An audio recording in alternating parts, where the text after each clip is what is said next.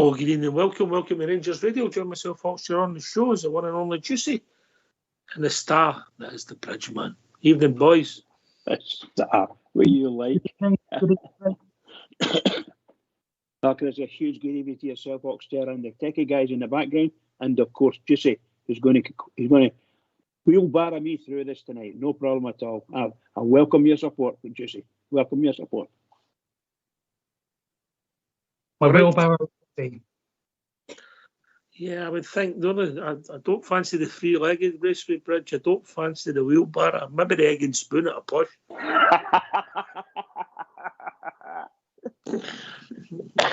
Very good. Good evening to all the Rangers fans all over the world. Good evening. Welcome to Rangers Radio. How's Juicy Bear? Yes, very well. Happy New Year, everyone. And looking forward to another great year of following the Rangers. And hopefully we can have some good successes down the long road of domestic and some European action to look forward to next season as well, of course. But we've got plenty in the meantime, my friend. Happy New Year, my fellow gin drinker. Yes. It's not my choice. It's just happened. Right, where are we now? Okay. Juicy, we've not heard from you for a few days. Obviously, a lot's happened on and off the pitch and in the media, but get us your thoughts on the game and what you think. Well, an Old Firm derby, regardless of which team is in form, is always difficult. It's always hard to call. We've seen plenty of results in the past where the unfancied team has done better than expected. And a lot of people from the other half of the city were thinking that we were just going to get absolutely hammered. And that certainly wasn't the case. So I think we all have to be really pleased with the way the team in general approached the match. We weren't dominant throughout the whole match, but we had some real good moments and we had some good periods of the match where we controlled the play. I think the biggest regret is that we weren't able to take a 2-goal lead into those last 10 minutes, Ox, because we know that they're a team that does push on late in matches. And there was always that vibe that we were going a little bit more defensive. We've commented on some of the substitutions that were made, and we were just going back into a little bit of a shell. And the manager mentioned that as well. And against any team, when you invite that pressure, but against them, it was something that you could kind of see coming. And it was just unfortunate that we weren't able to get that third, Ox. But in isolation of that one game, we've got to be pleased with the manager's approach and in general to the way that we played through most of that match. We are an improving team. The league's not looking great, but are we in a better position in terms of the way we're playing? I think we are. I know we've still got a lot of player resources to come back, Ox. And, that's what we want, because that style of football wasn't there under Gio, unfortunately. Yeah, that's fair, mate. Give us your big positives and your big negatives so far, then, under Bill. Well, I think the big negatives, unfortunately, it's the same as what poor Gio had, was that, so many injuries still. And, he's had a little bit of movement, and it's, great to have Goldson back and Ben Davis, and hopefully that can be a more regular pairing now, and, we can see that improvement.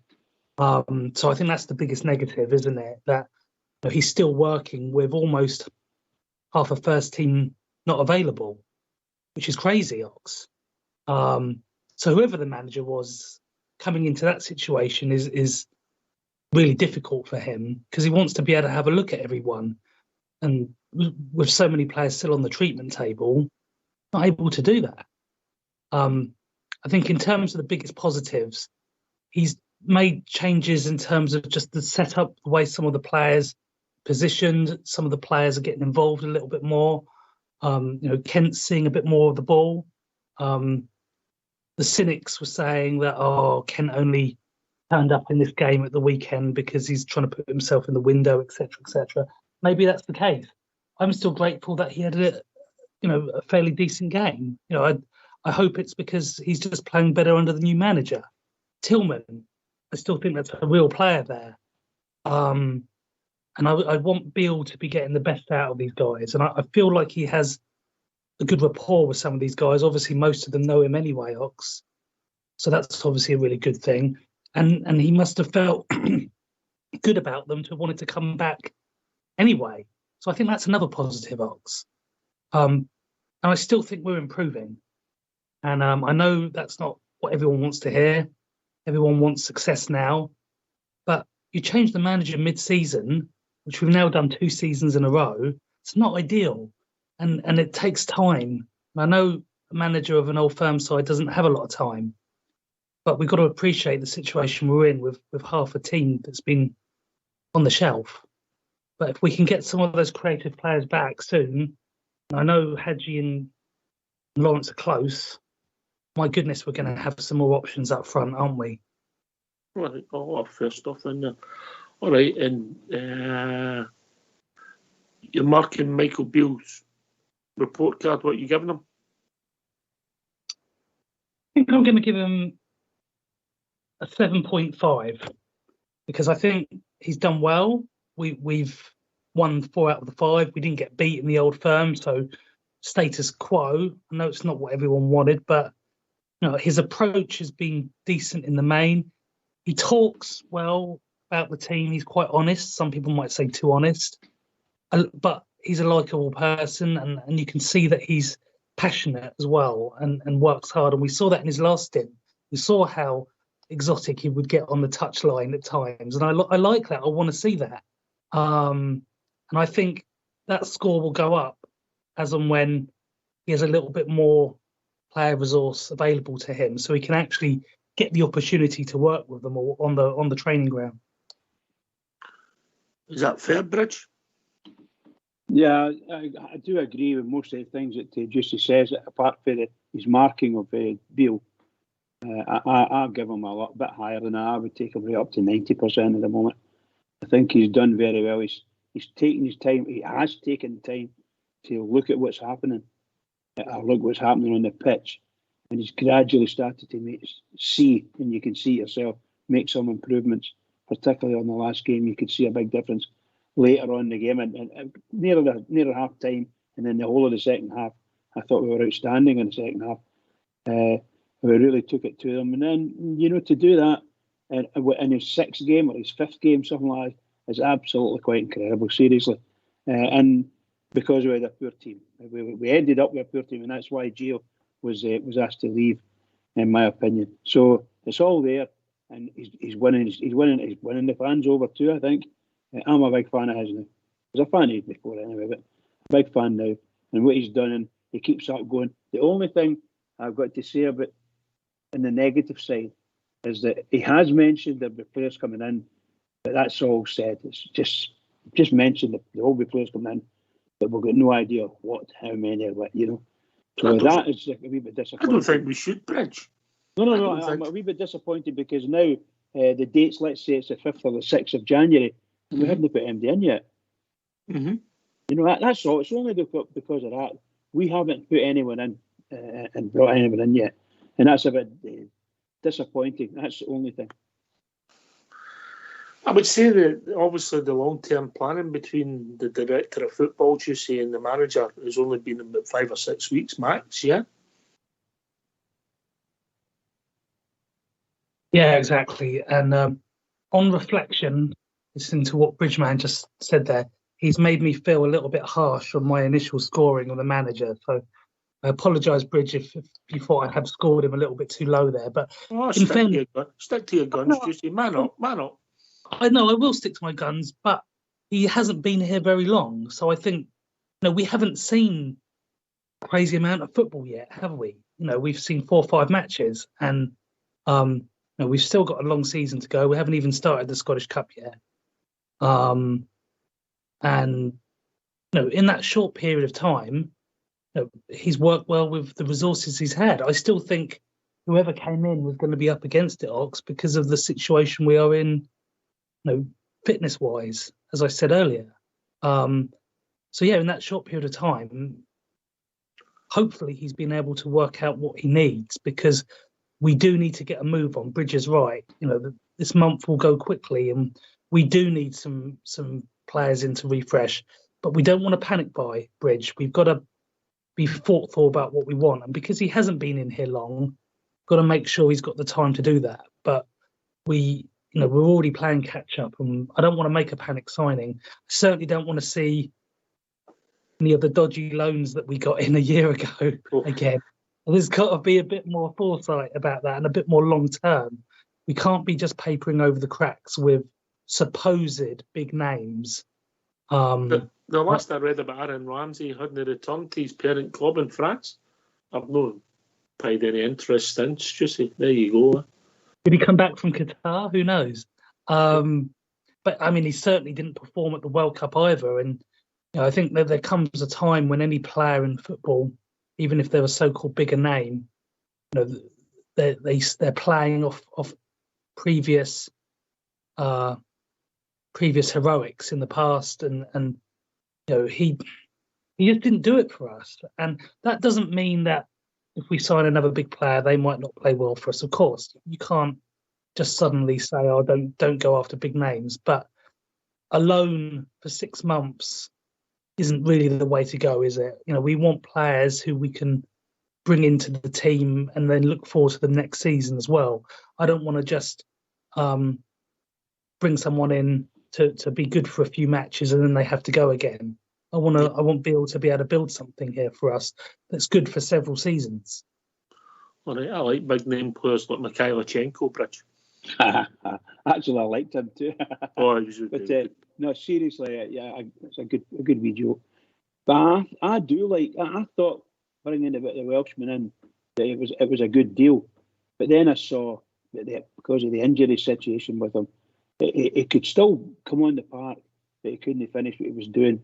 And we've had players that done that before, so that was a big disappointment with that. But I liked him, and I kept saying that when I watched him playing for Wales, I thought we should have kept him. But based on what you said there, he's now disappeared. He hasn't returned to his well, that was to be fair, that was a couple of weeks ago, Bridge. Yeah, okay.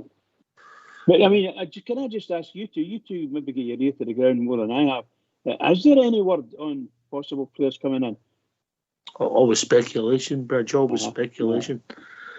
I think it's important we get it right, and I think it's going to be players that's going to improve our first team. And that's the hard thing. That's the hard thing. Anyway, going to get these phone lines open. So come and join us. It's 0141 356 1972. Phone in. Speak to the lovely receptionist in charge this evening. We'll call back, and then we'll bring you into the show, and you can see your point of view. Yeah. Right. Okay. I'm. Juicy. He's going to sign 2 players. I'm just being hypothetical. I've asked this to a few people. What positions would it be for you? We need a strong box-to-box centre midfielder. Probably above all other positions, really. Because even if everyone's fully fit in the entire squad, which is a big thing to say, I feel like we're still lacking a little bit in that area. We've had a few players here or there in the last couple of years, some loans as well, where we thought maybe we had the answer. We thought that Zungu could be that guy, but he excited in his first couple of games. You remember his first match when he came on as a sub and he was hitting long balls through the middle, and you thought, oh my goodness. But then he just faded away, and then we never saw him again. We need players who can have sustained runs in the team, but bring that steel and that quality and that pace. And we've not had that for quite a long time. And players like Davis used to have that, but unfortunately his career looks like it might be over at Rangers now. And we need a younger version of Stephen Davis, really. And I don't know what's out there and I don't know what's available, guys, but I think that's what we need, is we need that ability to control the midfield play. I think that's what we've been lacking. Look at all these matches that we've had where we've lost the ball cheaply in midfield and we get dispossessed and we concede. And how many times this season we conceded first? So we're just playing catch up straight away. Crazy. We've done that at the 2 out of 3 games at Ibrox. We're well in charge, yeah. Yeah. And it makes it difficult. So you're a box-to-box midfield, and what other one? Other position? Probably refine whether or not we've already got it at the club, or whether there's something that we need to bring in. Earmark someone who is a guaranteed starter as the CDM defensive midfielder position, because Jack, he's done well for us, but ongoing fit. Two midfielders. Yeah, but one more of a as a box to box, and one more of a defensive position. But if you were going to ask me for a third, possibly a refresh of a striker, because I think Alfie's probably in his last season at Rangers. Bruce's fitness just can't be determined, and Cholak can't do it on his own. So probably you've got to throw a striker in there, because Cholak's already been injured, and then we're going to be down to just one of the boys again from the B team. So that's a worry. Yeah, all right. Makes sense, but I suppose in some rationale. But the right hand side of our team all of a sudden, for me also, has become an issue. No, I think so. Yeah, I think that all. To be perfectly honest with you, I think it boils down to, shall we say, Tavernier, possibly only about 60% as good as he'd been play-wise, and that's got a big impact on him. And obviously, that's got a big impact on us. Still good at taking penalties, and a wee bit. He's not too bad with the free kicks, but his game he's only playing about 60%. That's what I would say about him. But that 60% might be good enough to the manager to keep him on the pitch. I don't think it's right. I think there's something not right there, and I don't know whether. You mentioned the young lad Tavernier. I wouldn't have a problem in playing him at right back, but I've said it all the way along the line. We need to wait. We need to play him a lot of games and see what he's like. Initially, he looked as if he could cope, but when you put him up against guys that have got a bit of pace in them, he struggled a wee bit. Maybe he struggled a lot, but I don't want to be too bad to him. But I think he's a smashing wee player. But he needs if he's not got any pace now, then he's going to struggle a bit against the better teams who have got fast wee wingers and things like that. But we need. I've said this and I'll say it again. We need bring players in. You want to be a certain level of ability, obviously, but you want pace. They've got to be fast. They've got to be fast and play. I don't mean fast with the ball at feet, fast on the pitch and be able to run 90 minutes at least, And so sometimes we've not got that. Some of the players we've got, some of them we've got. That's a great point you make, Bridge. I'll come to you with first, and then Juicy can have his Topsworth in. Seeing the past, you signed a player and you said, right, you wouldn't have thought that you would sign the players to play part of a game.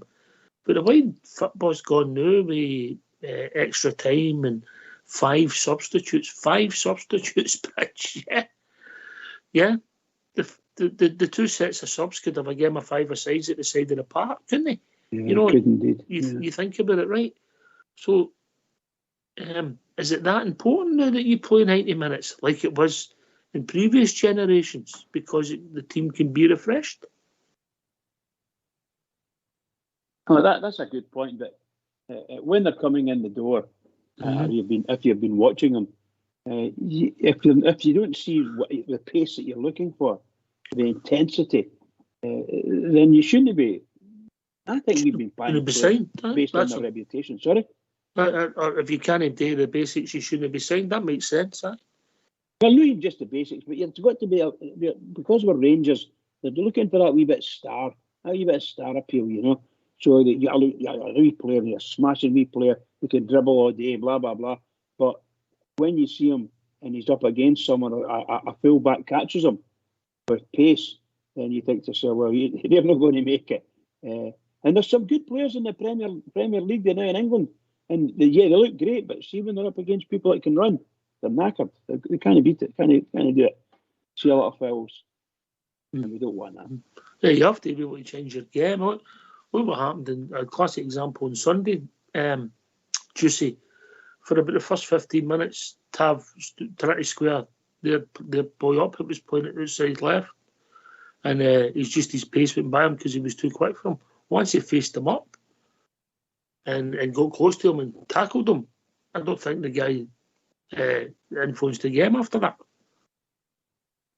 And sometimes it just takes a little bit of time into a match, doesn't it, to adapt to the situation and adapt to how the opposition are playing. And your only hope is that change doesn't come too late. And of course, we were already a goal down really early, Ox. But on your point about the substitutions, of course, 5 substitutions in a match, 6 if you go into extra time in matches now.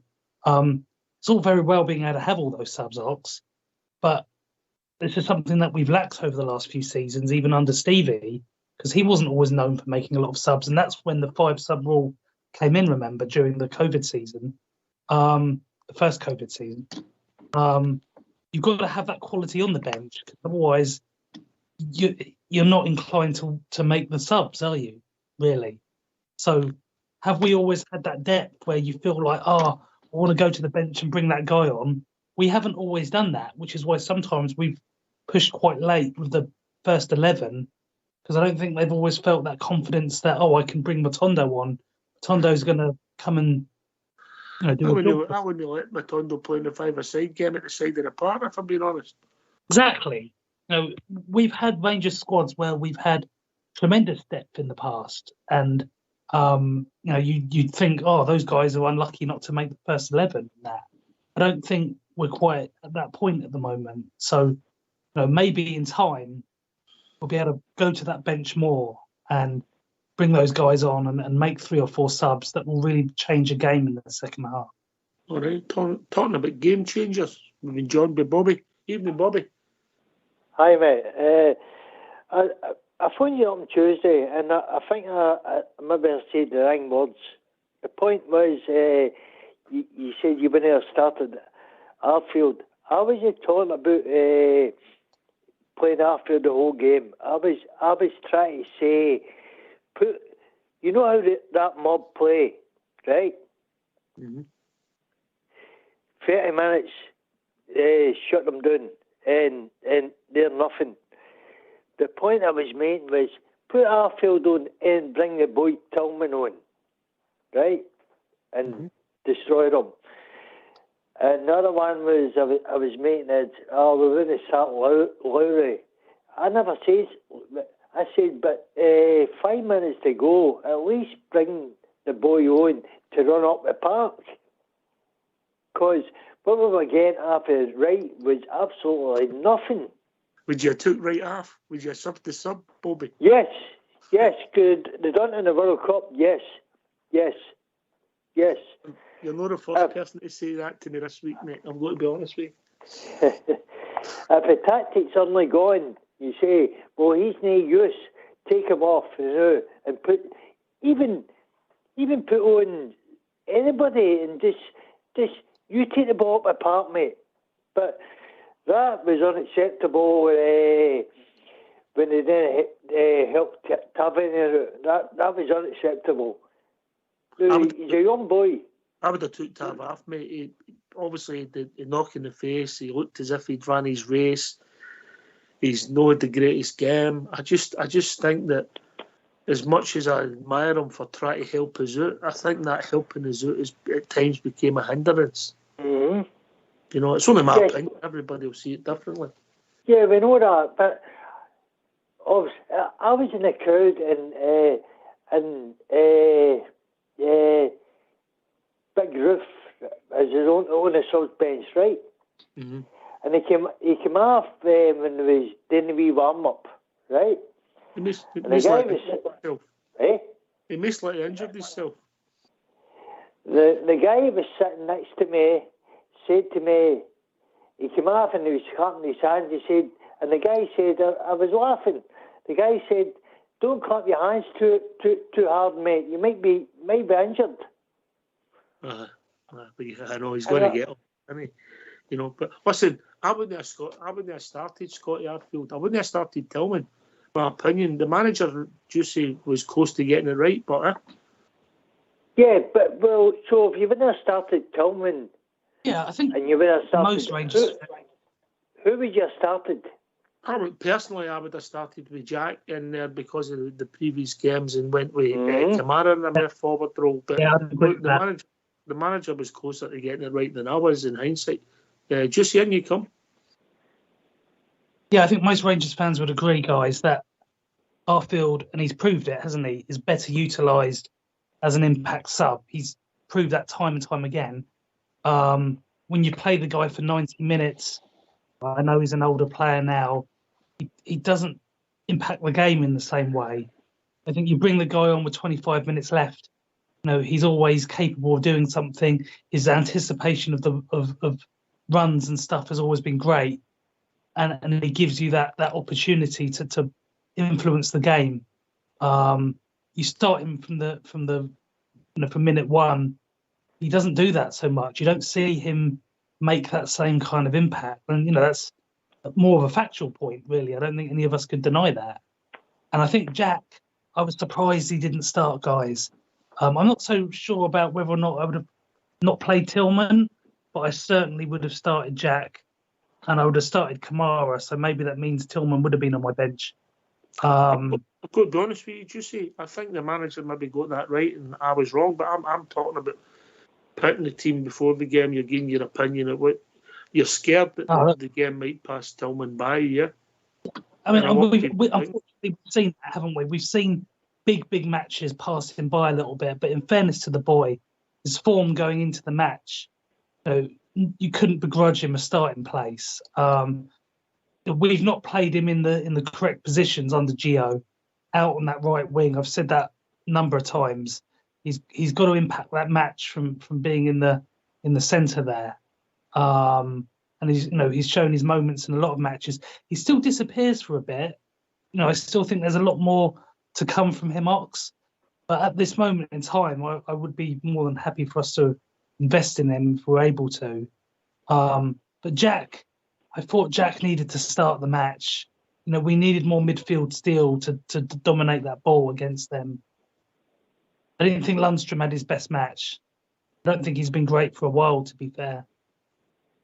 We went 2-1 up. So the manager got it right, and we're giving their opinions. Bobby's got his opinion, and the manager was close to getting it right. Well, thanks, Bobby. Thanks for coming on and putting us right as usual, mate, and putting you correcting maybe any misunderstanding what you said on Tuesday night.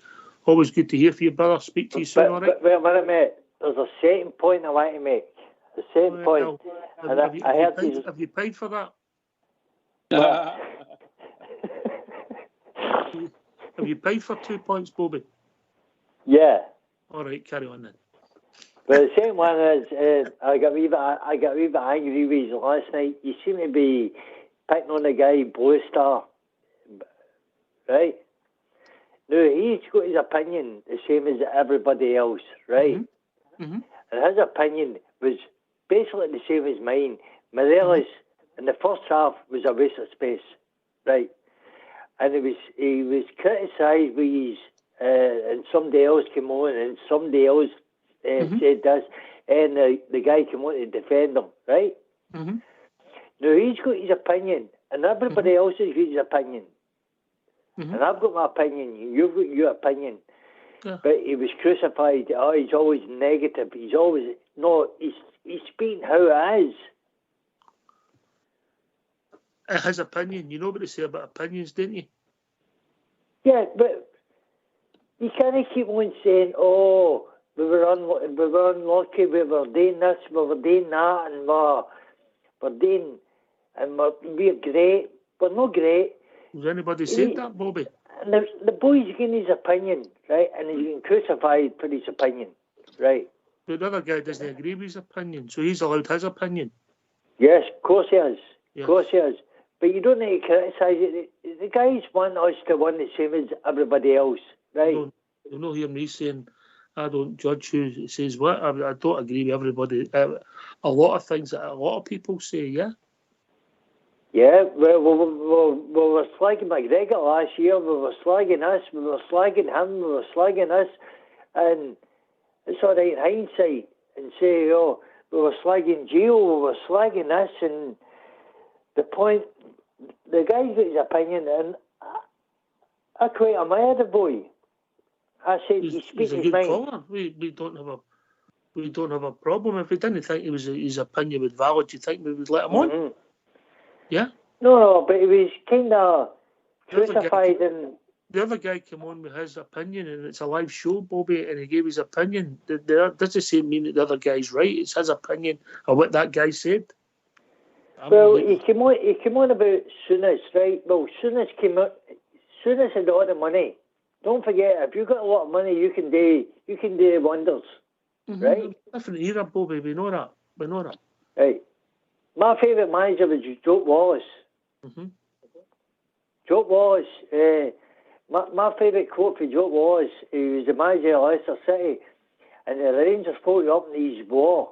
The manager of Leicester City, and the Leicester player came in one day with blood down his nose. He said, "Excuse me, mate, that's the nearest you'll ever get to a Rangers shot." That's good enough for me. No, Joe was a one-off. Yeah. A one-off. Right, good to speak to you, Bobby. Catch you soon. Right, mate. No bother. Right, cheers. I just thought I would come in and give boys a wee bit of support. Okay, mate? All right, mate. You're entitled to do that, but right, cheers, mate. We're star, mate. Yeah. Huh?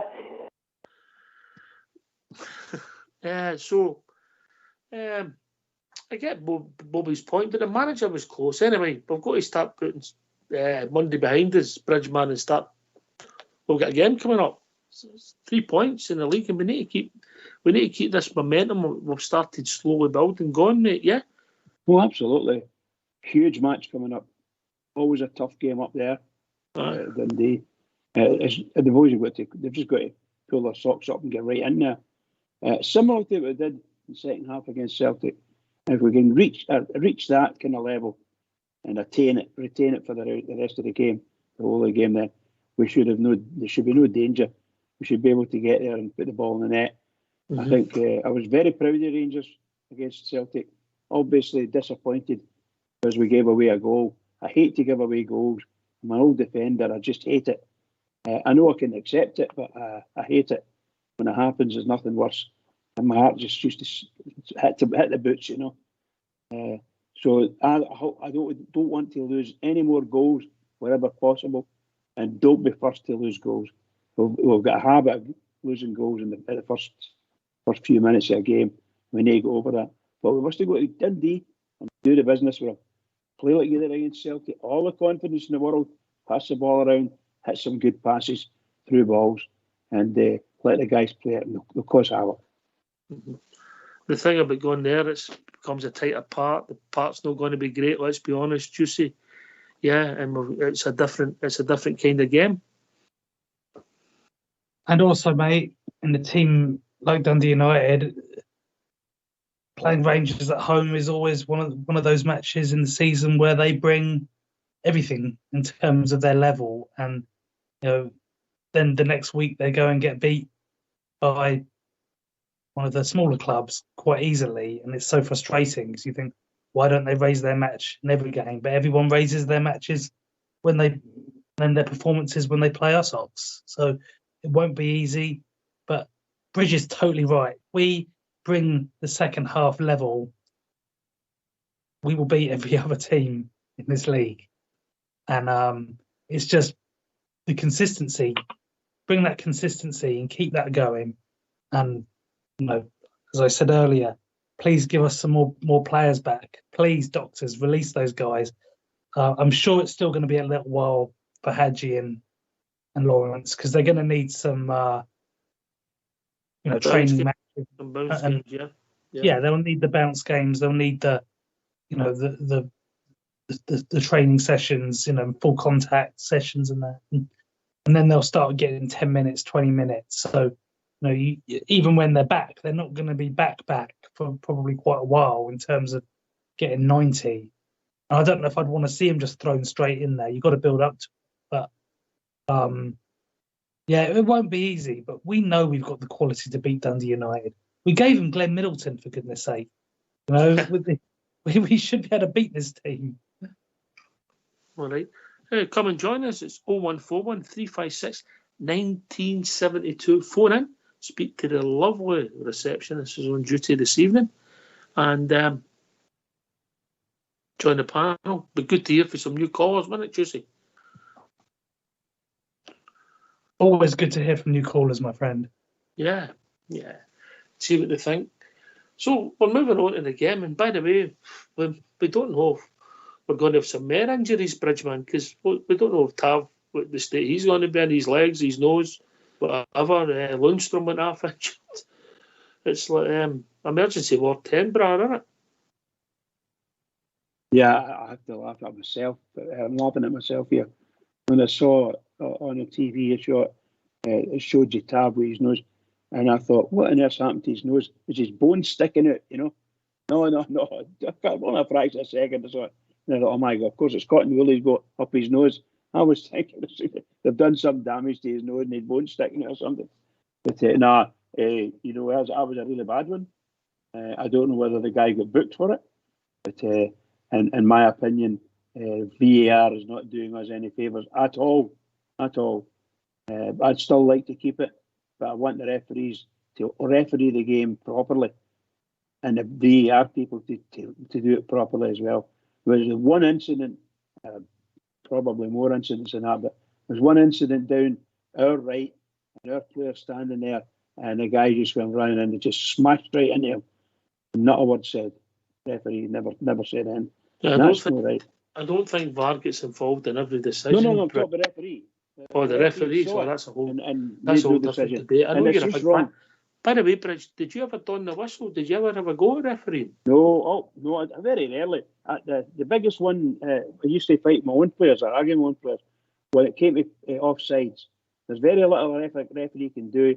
If he sees or thinks an offside or he's got a linesman, and they see or give it a decision offside, unless it's something really, really bad, you just got to accept it. And I used to get raging mad with my players running about me. Look, get back and get 10 yards for the ball and let them take it and let's get on with the game.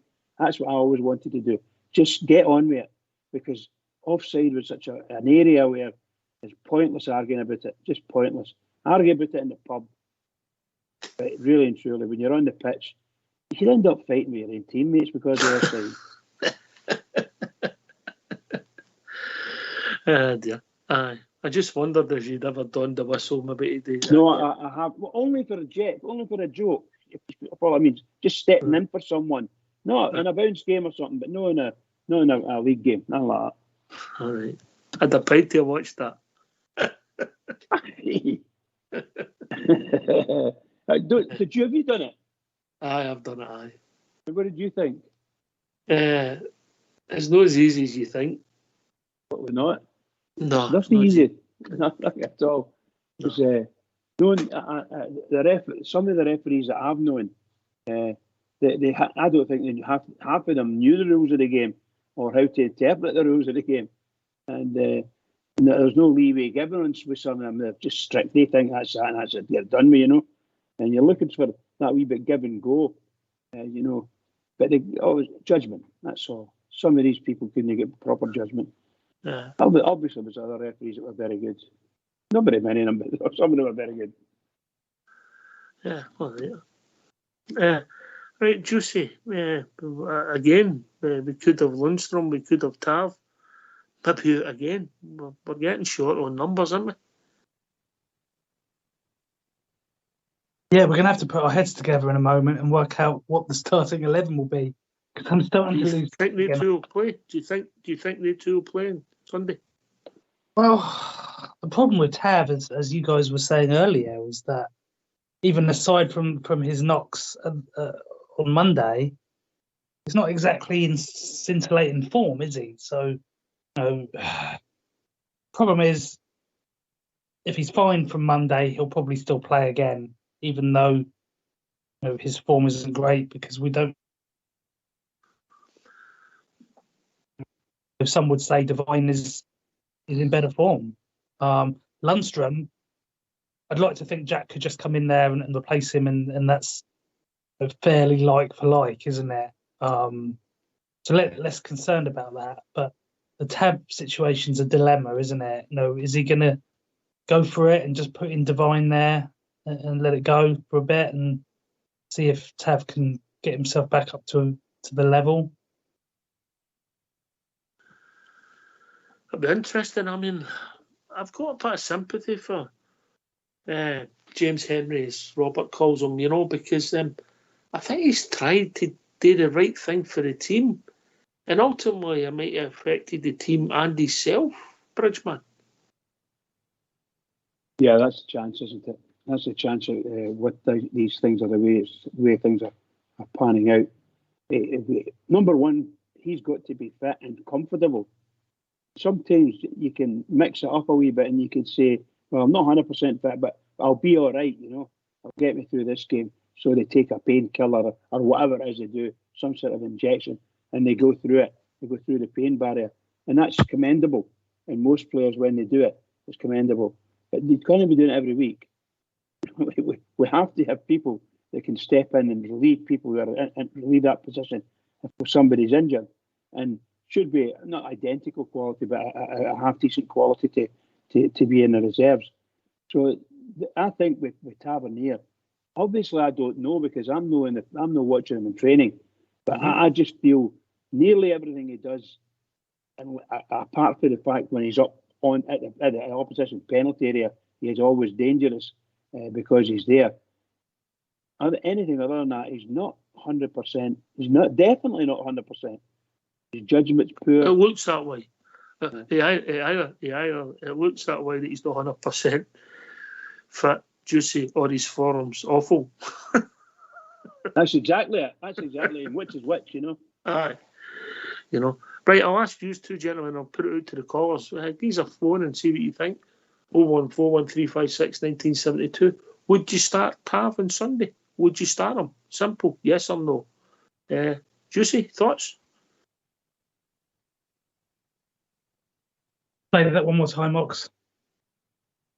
Would you start Tav Sunday? Yes or no? No, I'd give Devine a go because the kids played well for us, guys. Are you looking for divine intervention, mate? Wow. I don't even think it needs to be divine intervention because I think the boys got something, but I don't think we're even looking at it out of desperation. The boys performed well, and even last season, where he played a few matches, didn't he? Towards the end, in his actual position, he was good. I'm not chucking the league away, Ox.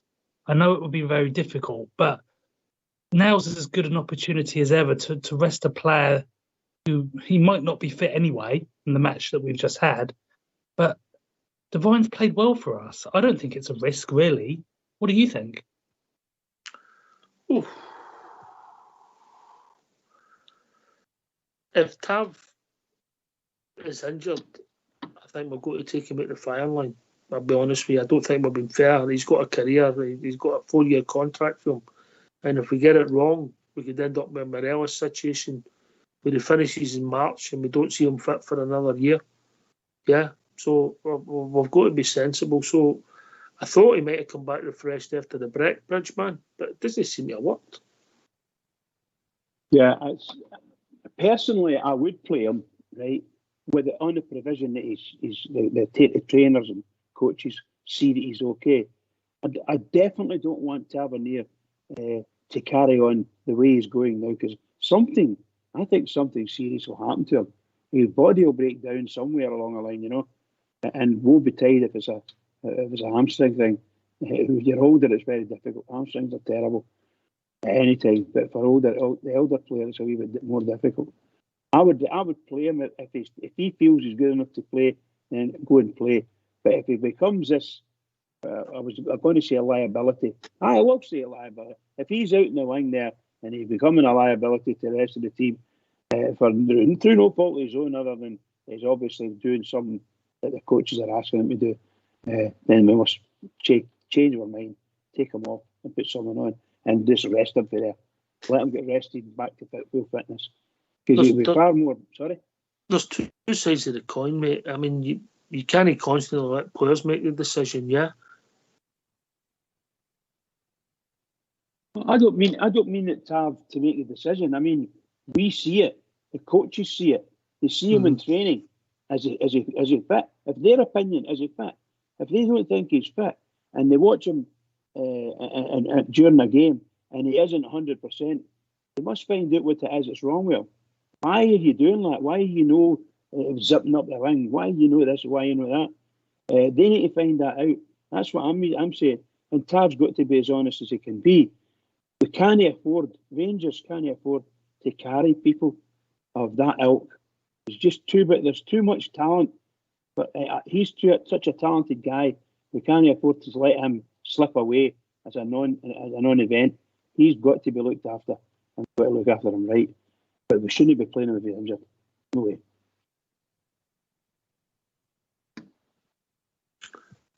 We'll see. It'll be interesting to hear other people's points. Actually, I've got concerns for Tav as well, if I'm being honest.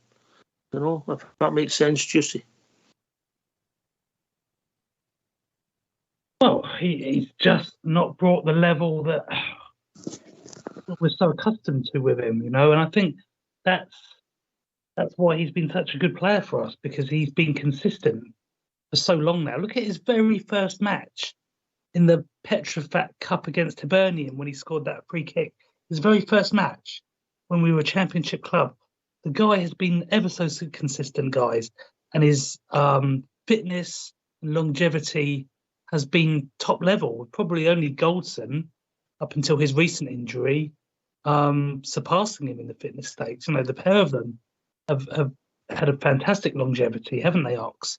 So when you do see a downturn in form, especially when his contributions were so high, set plays and assists and goals in both open play and from set plays, if that even goes down a few percent, you start to notice it, don't you? And as you said at the top of the show, he's a little bit older now. No, we can't expect him to be our main guy even in 2 seasons' time, you know. So we've got to start looking now at, you know, what the replacement situation is in terms of, you know, that position and succession planning accordingly. The left side, we've got Yilmaz, we've got Devine, who seems to be interchangeable. So I feel a bit more confident about that side. But if Devine can be utility on both, then we're looking good. But we probably need to look at another position there if Tav's not going to be at that same level moving forward. Yeah, it's interesting. You know, it's interesting to see where we go with it. And listen, he might be on up. I don't think he'll be doing much training, Bridgeman. I really don't. Looking at him, I think they're nursing him. That's my own opinion. I've nothing to back that up, Bridge. Well, once again, I say that the decision will be the coaches and the managers, because they're the ones that see him, and if they're telling him just you rest up a wee bit or whatever, then they know there's something not right. But they want him to be able to just get that fitness level to play football on the Saturday, whatever day it is, then the next game. If that's the way they want to run it, then that's the way they want to run it. I don't think it's right. I don't think we should be doing that to players. But it might just be the position we're in because of the lack of, fit players. And hopefully that's going to change over the next month or so, and maybe even this month if we bring some players in. But I don't think there's none of the players that are injured that you would say we come back in and play right back. Oh, no. What I'm saying, I'm thinking we're going to have to, when we're out there, but this month, I'm hoping that we'll make our mind up. Are they going to use Devine? Are they going to bring someone else a right back? I don't know. Because you could, for instance, use Ryan Jack there. Right back. Yeah, but Ryan's got similar issues to Tav. Oh, yes. He looks as if he's going to carry. All I mean is you could take the chance and you could put Ryan Jack in there, or Scott Arfield, or anybody else. They'll do a turn for you, but they're never right back. So they need to make sure, the club needs to make sure they're doing it right for the club and the fans. and the team. Aye, okay. It'd be good to hear people's thoughts. I think we've been joined by Albert. Evening, Albert. How you doing, pal? How you doing, mate? All right? I'm fine. Juicy, how are you? How you doing, Bridge? All right, pal. Yourself? Happy New Year. Happy New Year to you all. Happy New Year. All I can say is don't go with that man. Leads you astray. True enough. Was on that for a few years, I tell you. That's my excuse, and I'm sticking to it anyway. Right.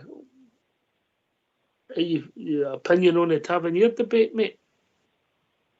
I don't know. I don't think he's injured. I must admit, but I just think he's a rotten defender. Brilliant going forward. Numbers are brilliant. No argument whatsoever with that. But he can't defend. In fact, I'll give him his due. See that nose bang he took earlier on Monday? That's the best bit of defending he's done for Rangers since he came here. So, to be honest with you, because that's the way you should deal with that. And sometimes you've just got to take it in the face. You know what I mean? You've got to take a sore one to get the ball away. And that's what he did. But in general, I think he's a poor defender. I do think he's very poor. But that's the way we want to play it. That's the style of our game. That's what he wants. His fullbacks up the park and involved in the game. But I don't think he's injured. I just think he's off form. Really off form. All right. Would you play him on Sunday? No.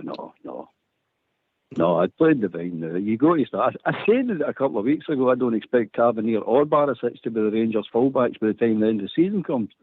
I don't think they're finishing as fullback, the first choice fullbacks by the time the end of the season comes. Captain or no captain, you can't paper over this any longer. It's if you truly want to progress and start to win things in domestic and start really progressing in Europe again, you've got to call time on it. You can't defend the way they're defending the fullbacks. The amount of boys on Monday was coming into the box for them and their crap. It was unbelievable. They just can't seem to cut the ball out. They can't stop the ball coming in. And that's a fundamental part of a fullback's game. No, I mean, that's what he's basically there today. Stop the wingers or wide players putting the ball into your box. And the two of them are incapable of doing it on a regular basis. But anyway, apart from that, no, I wouldn't play him. No, I wouldn't. Okay. All right. And we're not having a go at him. We're appreciating his numbers, what he's done for us, how good he's been, the goals he's scored, the games he's had, the man of the matches. But at the moment his form's no great.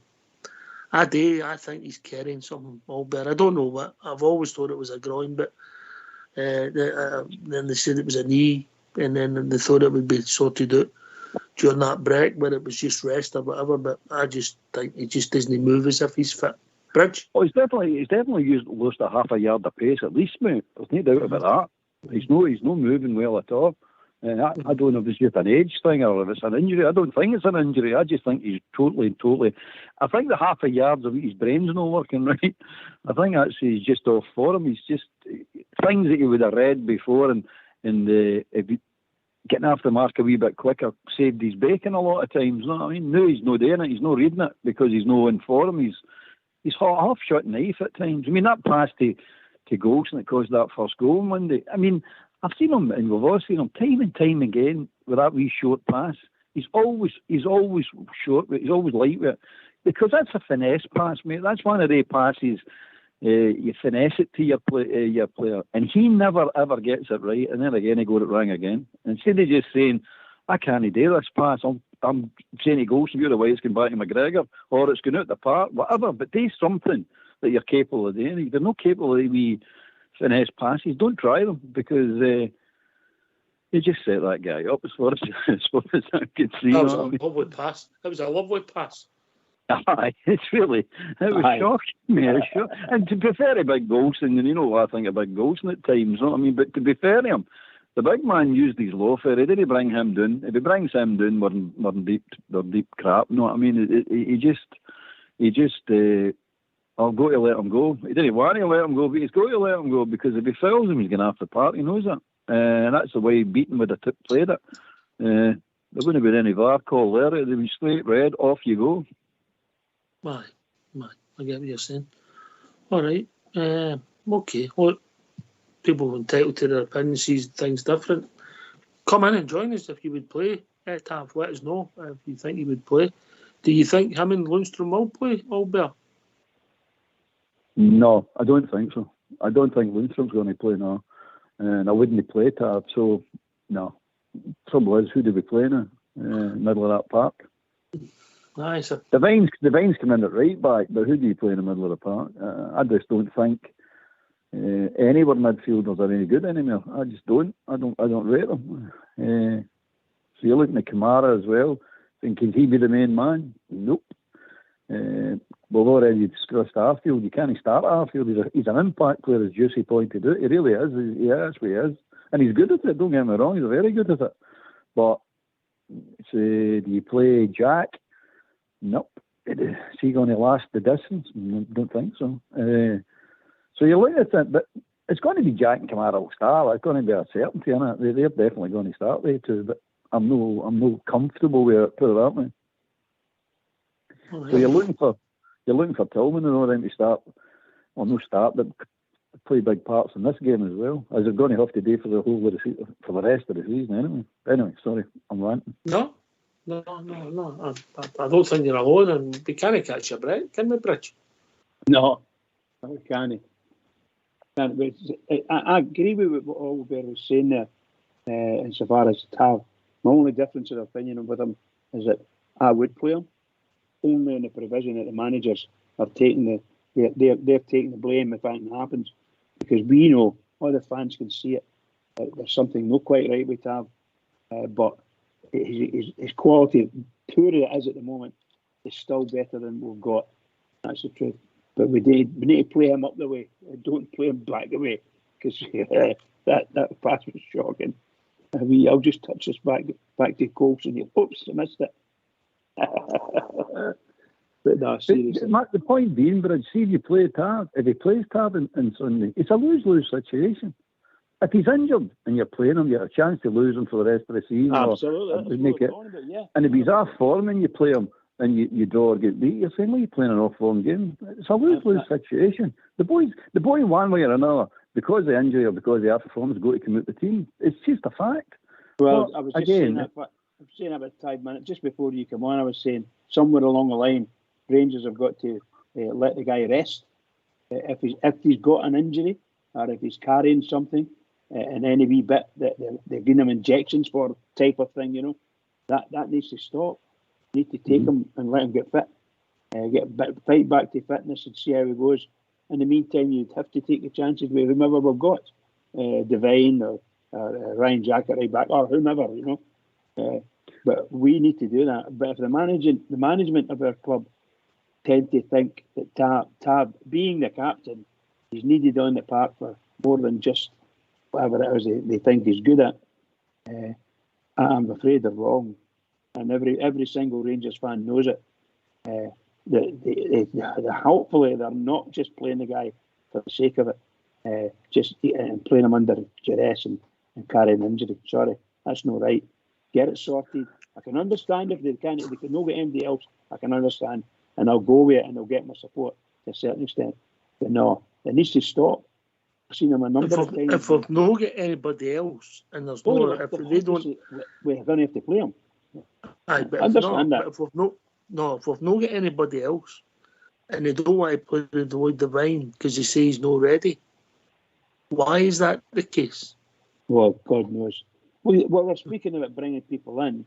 They've got that boy. Is that young boy Tillman leaving? Is he? Is he gone? No Tillman. Yeoman. Yes, Yeoman or something like that. The Turkish boy. No. Redvan. That's the one. Yes, that's right. Sorry. No, they just happen to be in strike at the moment in Red fans. Right, get yourselves in mute. Get yourself in mute because we're going to have a tune.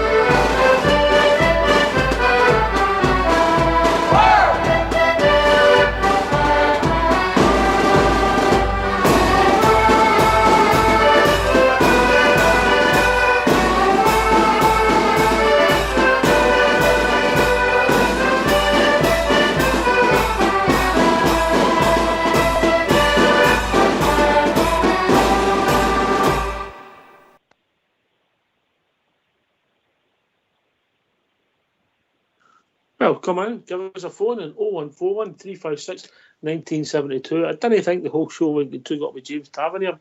He is a big player for us. He's our leader, our captain, our talisman even, Juicy. Yeah, as I said just a few minutes ago, Ox, he's been our main man for several seasons, really. And in terms of consistency, goal contributions, assists, not every fan has said that he's been the greatest leader on the pitch in terms of vocalness, but you can't knock the contributions in terms of that overall tally.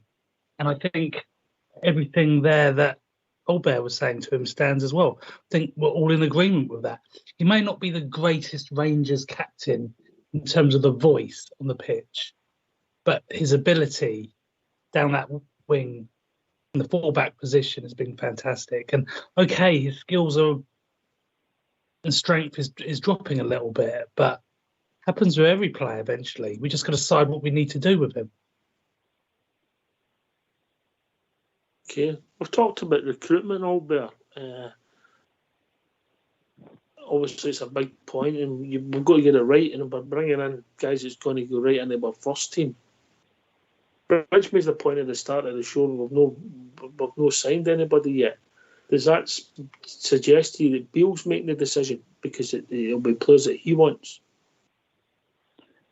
Well, put it this way, it's definitely no Wilson, because if Wilson's not identified which were the weaknesses in that team and had a list of players on his desk, say to Beale, run your eye or MCVD fans saying there's something far wrong then, isn't it? Now, Beale saying he's got a couple of players in his mind that he's thinking, oh, let's go with the Beale one. The Beale signing, so I'll tell you that right now. I'll be a bit concerned about that. We need, as far as I'm concerned, you need two central midfielders. Upgrade on Jack and Lundstrom. That's what you're needing. You're needing two guys in there that can control a midfield, because they definitely can't control a midfield. They've got the bit part players in a midfield, but they're not the main event. And we need two players in there that can control that midfield. And not just control it and defend. They can go forward, as Justy said, box to box. They can pass the ball. They can see it. A proper midfielder, I don't think we've got proper midfielders that see the pass. That's what we're lacking. The rest of it can wait to the summer. Just get us their two players in. If we get their two players in, I think we could have a nice, wee, successful, well, relatively successful season. But if you don't get them in, you're going to struggle, because these players are going to collapse again. You can see it coming. The 25 minutes, the first 25 minutes against the Scum, you've seen it then. Don't get me wrong, they've done well. They've done really well to pull it round. They really did. I mean, because I never seen it coming. Pleasantly surprised, sitting going, oh, well done, here we go now. But then again, they fell back into their shell again later on in the game. You're sitting going, there's no need to. If they just carried on going at that mob, they'd have took 3 or 4 off them, no bother. But they didn't. It's all ifs, buts and maybes, isn't it? But there you go. Just finish off with Tav for myself. He done 2 brilliant things on Monday. He's defensive. That defensive header was superb, mate. That really was superb. He took a sore one on that. Mm-hmm. He had to take it, and it was superb. It was a superb bit. It's probably the best bit of defending he's ever done as a Rangers fullback. And his penalty was excellent, mate. Absolutely excellent. But apart from that, the rest of his game was mince, absolute mince. I mean, the one with Jota, as you pointed out the other day there, she just took him out. Hello. It's just a fact of life. All right, we've been joined by Big Al. How we doing, big man? Sorry, but can you... That's all right. Happy New Year to you, big one. Yeah. Oh, can we hear you? You hear us? To all and everybody on the show. You're really quiet. You're breaking up, big man. You're breaking up. Excellent shows. You've kept me busy.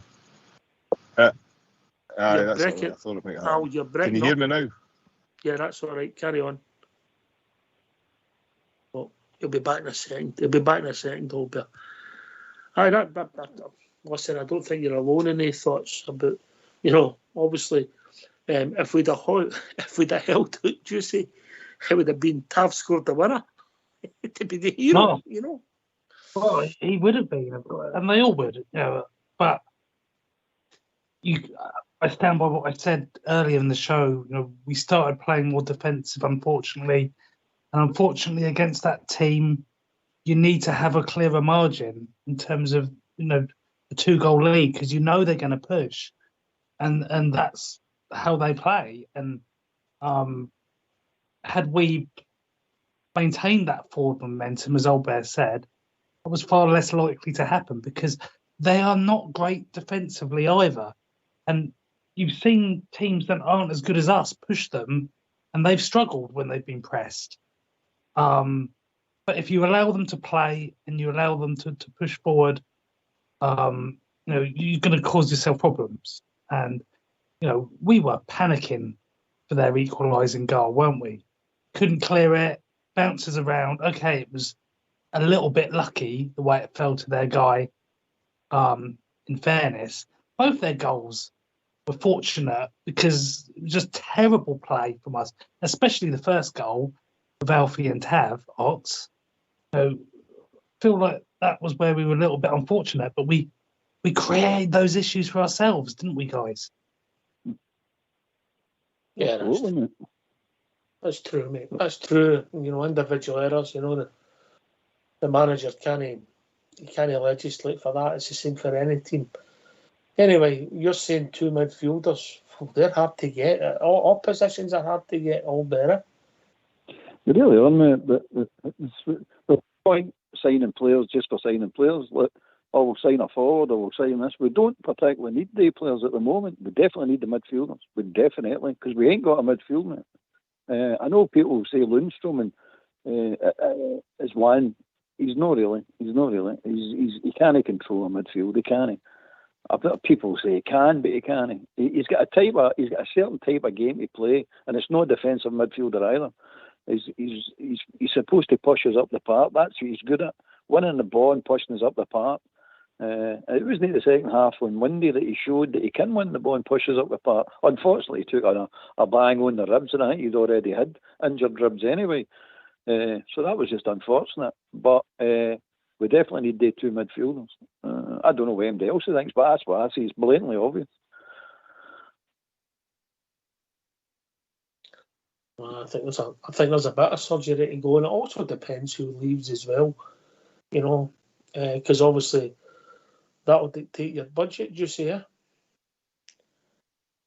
Well, we could quite easily lose between 8 and 10 players when you consider contracts that are up, or players that maybe we just move on.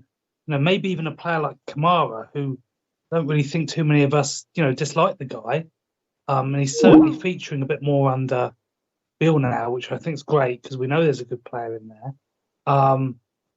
But he's actually one of the few players that would command a decent fee. Finnish Player of the Year. If an offer comes in for him in the summer, even if it's a few mil, it's a hell of a lot more than we paid for the guy. So, a player like that could go. Apparently he's indicated that he wants to go. I don't know how true that is or not, but he's a saleable asset. There's still a chance Kent and Alfredo could be sold this month because afterwards they're going to have to go for nothing. So, there's a lot of decisions that they're going to have to make this month alone, Ox, in terms of retaining or letting some guys go. I think we've got a lot of change coming this summer. Aye, the thing's going to evolve, Bridgeman.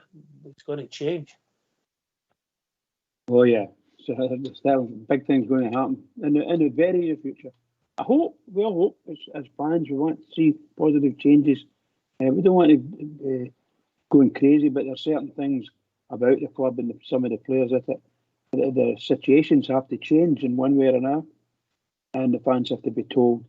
And after watching Mr. Kent against Celtic, I thought, if we lose this guy, it'll be tragic. If we lose this guy, it will be tragic, because he looked like at that time, I was watching it properly, really giving it, and he looked like the only person that could actually play decent football. And you saw it; he brought a lot of folk in, and I thought he was superb, particularly second half, absolutely superb. And they were trying to nip him. They were, diggling at the back. And I noticed one of our players got booked, and he never touched the player, but it looked as if he was going to. And 2 times that their captain, Celtic captain, went to have a go at Kent, and the referee never did nothing. And I'll tell you now, they're holding it back against the Rangers, I'll tell you. Anyway, I think when you watch our players, we can play, and I just hope that Kent signs. Some part of me says I hope Morelos signs as well. But there's another few players in there. I think young Mr. Wright, I think he's just signed a new contract too. But you watch him and you wonder. He's not signed a contract, but he's no, the boy for Aberdeen, was it Wright, Mr. Wright? Yeah, he's not signed a new contract. He's got his existing. Sorry, I thought he signed an extension. Do apologise. But a lot of the fans here, they're saying that he shouldn't be there. I wouldn't sign Kent or Morelos. Would you know? No. I see. I'll tell you about Kent. If you sign him, right, and he takes one of his huffs and he goes in another 2-year huff, that's him doing. He's already done this, where he's got history of this now. That goal he scored on Monday was superb, absolutely superb. But one goal every 2 years, like that's no good to me. I'd rather him score 12 smelly goals a season. That's more productive to me than one super goal every 2 years. Crap, absolute crap, guys. That's no good enough. Morelos I'd get rid of. He's unprofessional. He's had his time. He needs to go.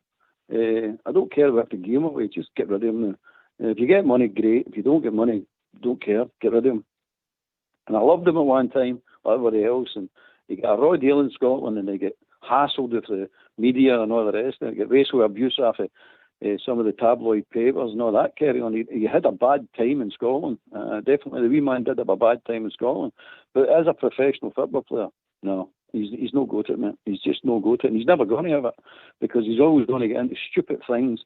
And the worst one yet was coming back in the shape he came back. That's unforgivable, mate. That's just unforgivable. Being rusty one thing, being totally out of shape's another. So for they two, no, time to go. That's what, 60 odd grand probably you're saving a week just on they two. The rest of them, you're looking at, there's 10, I think there's 10. They're two of them, there's another 8 all coming out of come the end of the contract. As far as I'm concerned, there's not one of them you want to keep. Outside chance of maybe keeping Nashville for an impact player, but and something positive around the dressing room. But apart from that, no, not one I would keep. Get rid of a lot of them. All the ones that are coming to the end of the contract go out the door. I'm sorry, they've had their time. Start with a new goalkeeper. Start with Devine at right back, Golson, Davis, Ridvan. That's your defence sorted out. You've got Barisic's backup if you have to keep him, and you're going to bring a right back in as backup or promote one of the young boys at the B team as a backup for Devine. We need to move forward, guys. We can't keep being stale at this, and you're never going to get anywhere unless you're radical. You need to take the scalpel out and cut away. You need to cut it out. It's nonsense keeping you running in circles like this. Every now and again they play a good game and we all think, oh, we're back. We're not back at all, mate. They had a good game, but they didn't win the game. Again, the same failures. Can he defend and can he score enough goals? And we had the chances to put them away, couldn't take them. And we had the chances to clear the ball, didn't clear the ball. It's the same failings ever and ever and ever again. How many times do they need to keep doing this?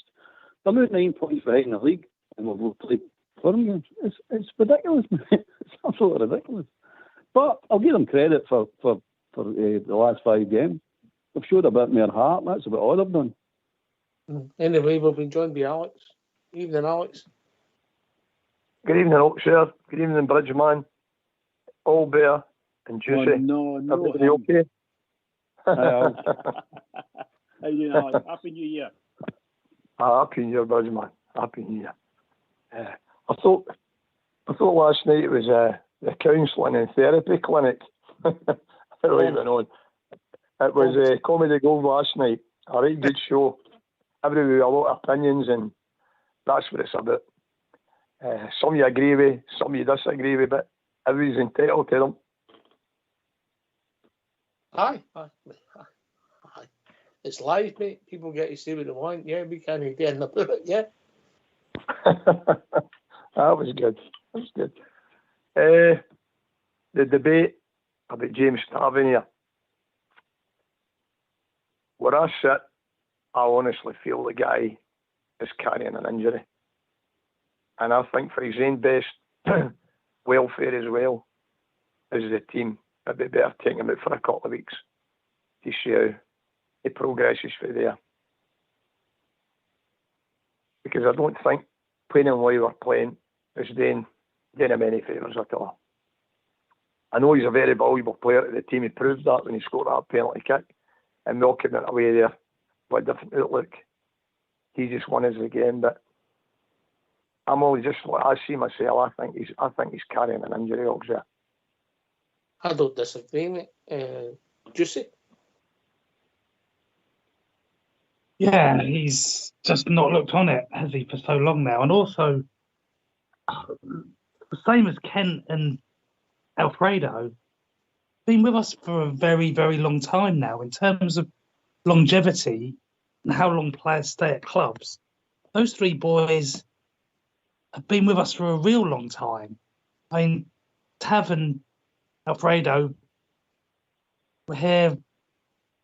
Weren't they both in the match when we got beat by that Luxembourg team? I mean, they've been there a long time. First matches. That was one of Alfredo's first matches. Yeah.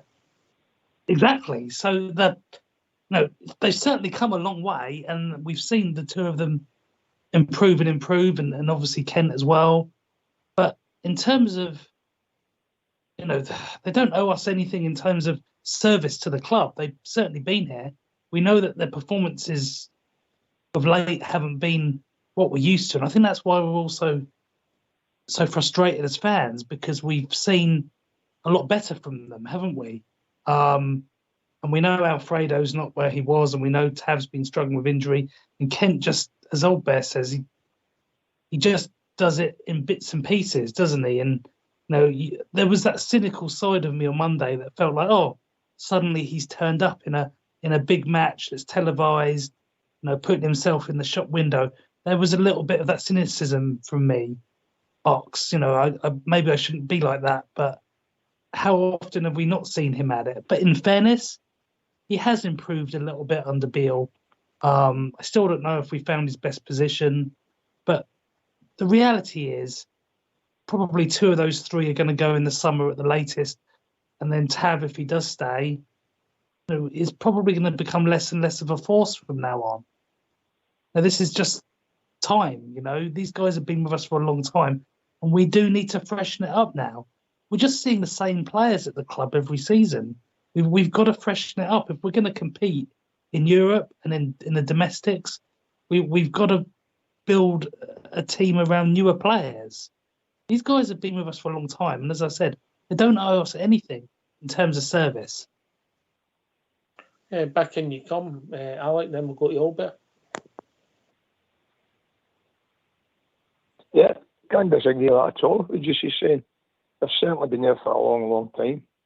We see mistakes quite often with James Tavernier. Other side of the coin, his attacking football's unbelievable, the goals he scored. So we shouldn't really forget that. I just feel that the guys, we're maybe not doing him any favours, and it's maybe the time. Doesn't matter how good a player you are, you'll see it all over the world, and that clubs will take players out and just to give them a bit of refreshment and that again. But then again, Bridgman's right enough. I don't know how serious injuries he is. I'm only seeing what I see him in the park. It looks as if he's carrying an injury. He's certainly, what do you call it, nose fast. But that could be down to getting a that wee bit older. And he's played a hell of a lot of games and all. So we're just where we are. He made a very good point last night, Oxford, about everybody buying players and all that. 100% right.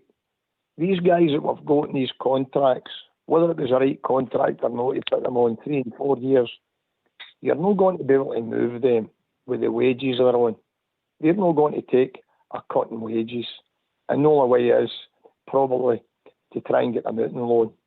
I mean, Matondo and these guys, man, because they're never going to be Rangers players and that. But if they've signed 4-year deals and it's supposed to be, and 27 or 28 grand a week, the guy's not going to move.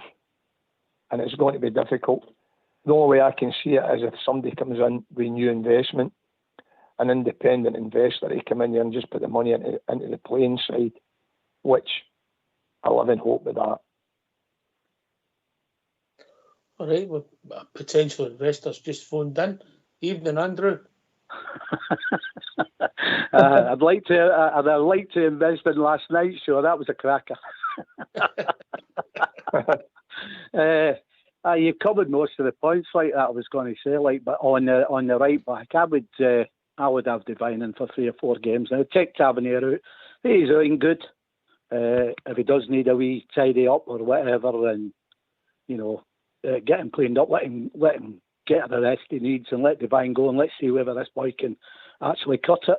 3 or 4 games going forward. Midfield, well, if Jack's fit, he's just going to come in for Lumsden, isn't he? Because I can't see him playing him, on top of it. Fortunately, I think that's where we lost the game on through the game. That was a big when moment. He went off. Yeah. I was proud of him in the stitch, but when we brought the subs on, like you say, he was getting it right, wasn't it, till then? And he brought the subs on, and I just it said to them, right, Rangers are going to sit back, they're going to come and try and get a goal, of which it was proven to be. I blame Jack for the second one. I mean, why he didn't just put that out, I don't know why. And then I seen him ranting and raving at somebody, and I thought, well, wait a minute. I think it was himself, mate. I think it was himself. Oh, probably, right, yeah. I just disappointed. I felt flat, like, because, like I said in the pre-match, didn't I? You just go out there and put it out there. I mean, shocking. I mean, you can never, no matter who we're playing, you can never create put the opposite team's goals for them, and that's what we did. That's just basic. We need to cut that out. That's just ridiculous. But we'll have to. I don't know. I mean, well, I think it can put as bad as I think some of the players are. It can be put right if they just did the game properly and managed the game time and cut out the stupid mistakes. Because 9 times out of 10, that's what's costing us. Aye. I'll be interested to see what happens on Sunday. With the team selection all there. I agree with Andy. I mean, it's mistakes are costing us. It's just you want people to do their job. Just do your job. It's not that difficult. I mean, Jack should have put the ball out. I don't know why he doesn't put it out, but he should have put it out. Morales shouldn't have hit a blind pass. Tav shouldn't try a pass that you can't do. It's just silly, stupid mistakes that cut them out. Your 50% get better right away just for cutting these silly mistakes. Sunday, I tell you what I want them to do on Sunday. Before Sunday, I should say, is rip one of the parks over at Auchenhowie.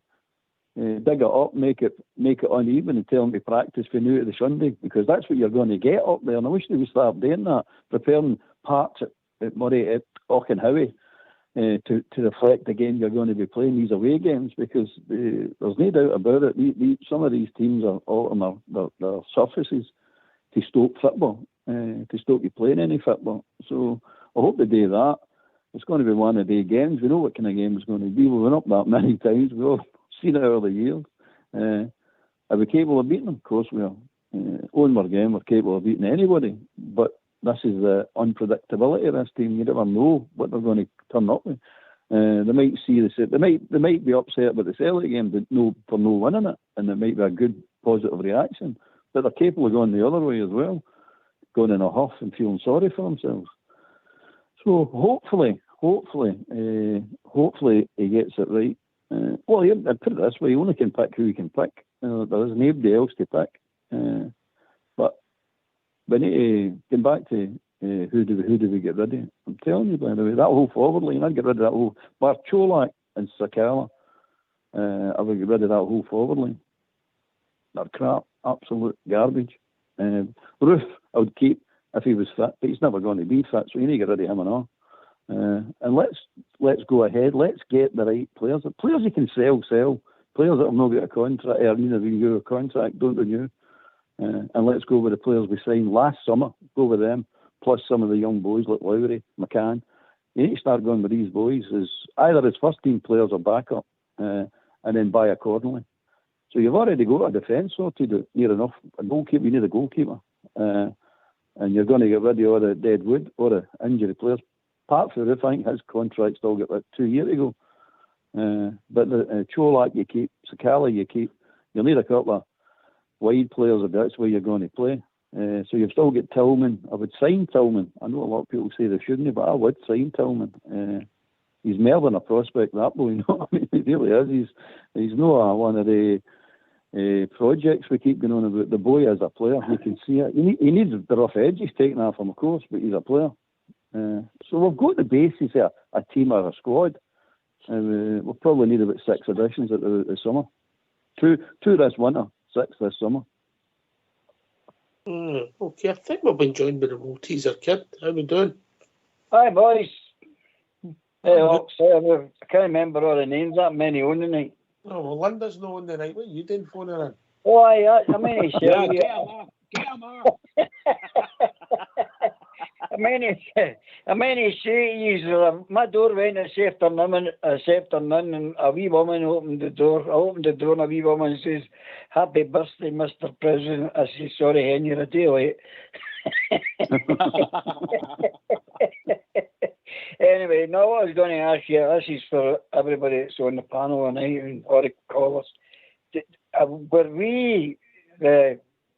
we bring that, what we ended up with 2-2 onto ourselves, the way we sort of set ourselves up for the last 10, 12, 14 minutes? Because I just think you can't lie deep against that mob, and you can smell it coming, guys, and we can't defend. So why are we sitting back like that? Because I don't think they put us under that much pressure. I'm in the Andy camp, and I never thought I would say this. I think the big moment in the game for us was Lundstrom getting half injured. I think he was controlling the game, which was unusual for him, as Albert's pointed out. Alex Fisher, then Andy, and we'll get in the rest.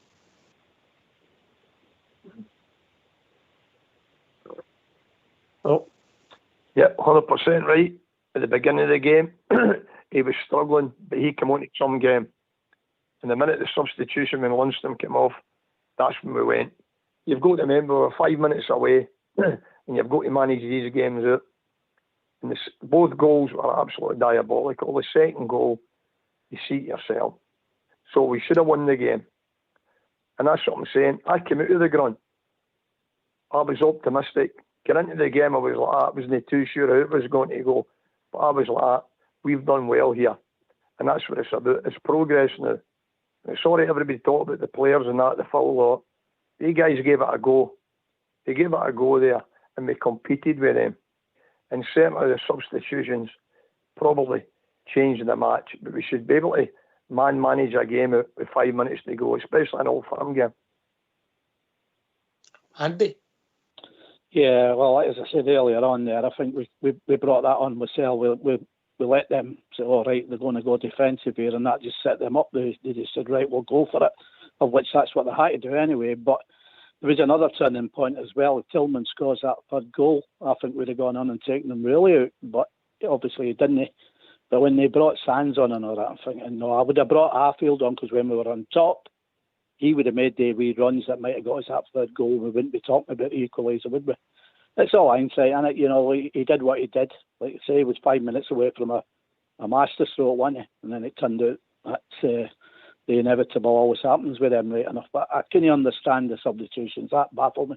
I would have threw one of the strikers on and all when we were on top, and they should have left Sashin where he was and not brought him inside, because he was toasting that defender of theirs, wasn't he? Mm-hmm. But it's easy to say after the effect, like you caught up in it and all that. But I was played at them, but there again, they let you down again. You know what I mean? So we have to learn from that. But the biggest mistake is it's not just against them. We don't lose goals through teams being great against us. We create them for them 90% of the time. Now they've been there long enough now to know how to play basic football. It's not right in that. That's just, I can't get my head around that. You get absolutely hammered when we used to play for any kind of defending like that. But different game, like you say, and all that. But we just got to keep going forward. He has to, as I said the other week, he's got to be savvy here. He can't go banging him. Even I know that. I bang him out, but he can't. You know what I mean? The day players have been there far too long now. It's the same old. Let's say you kept the majority of them another year on him, or the battle scars. It would be even worse next season. So we'll have to freshen it up, like Albert said. We need to bring new players in. Some of these youngsters, whether we're saying they're ready or not ready, we're going to have to put them in and see whether they're ready. That's the difference. All right then. I thought you were doing a Gettysburg Address there. Aye, well, I was thinking of having a Russian vodka tonight, right enough. When they touch that Irish coffee. Irish coffee is no good, Warren. By the way, Andy, Happy New Year to you, pal. And you, my friend, and you. Can I come in on that, Oxtail? Yeah, of course you can. I think, to a man, anybody that watched that game or any Rangers fan, someone would, even if they never watched it, they would say this. But I don't think Celtic deserved that goal, that second goal they got. They never deserved it. We just, for some reason or other, we could not get that ball away from basically our 6-yard line. And when the ball did come out, there was no Rangers players about it. It was just him. And he slotted it away nicely. And he scored a good goal. He took it well. But he's never touched the ball the whole game, hardly. And you know, we were, in the second half, we were absolutely all over them.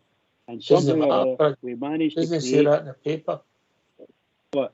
It only says 2 each, mate. I know what it says, but I'm talking about us. We were all over them. They should never... If they think they did well, they should have won the game. I'm sorry. They're living in a different planet. Well, they're on a different planet. Oh, anyway, they live in a different planet anyway. But that's what I'm saying. But I think it's real. I thought we were really, really unlucky. I don't think we deserved that luck. But it's a lesson to be learned. The guys have said it tonight, and they probably typify what a lot of Rangers fans think. The substitutions that we made, some of them had to be made for goals. Lundstrom had to go off, but we need to somebody like that that can play the same type of game. Don't weaken the side. We swapped him for Jack. That wasn't the trouble. We had about 4 or 5 people at the same time. They were off one another. A race, you know. So anyway, we shot ourselves in the foot. The worst enemy, the own worst enemies. That's it. That was the point all Davey was making. Did we shoot ourselves in the foot? All bear then, Juicy. Aye, I think Davey's right. I think we did shoot ourselves in the foot. I think we shot ourselves in the foot because we went back to the defensive. And I'll tell you why we think we shot ourselves. Because 50% of our defenders can't defend. So why are we going to a defensive system when 50% of your defenders can't defend? It's silly. We had them on the rack. Sakala out in the wing was our most potent weapon. And that's the guy we bring in. That's the guy we move. Why did we move him? You had him on toast. He was terrified. You could see in his face every time Sakala got the ball. Oh no, here he comes again. I'd even put Cholak on. Even I'd say to Tillman, look, stand up front, we're going to play centre forward, taking Morelos off, he's run his race. I know Big Tillman was blown a bit as well, but if you'd have took him out of the midfield and put him up front and just said to him and left Sakala where he was, because he was tearing him apart. But we didn't.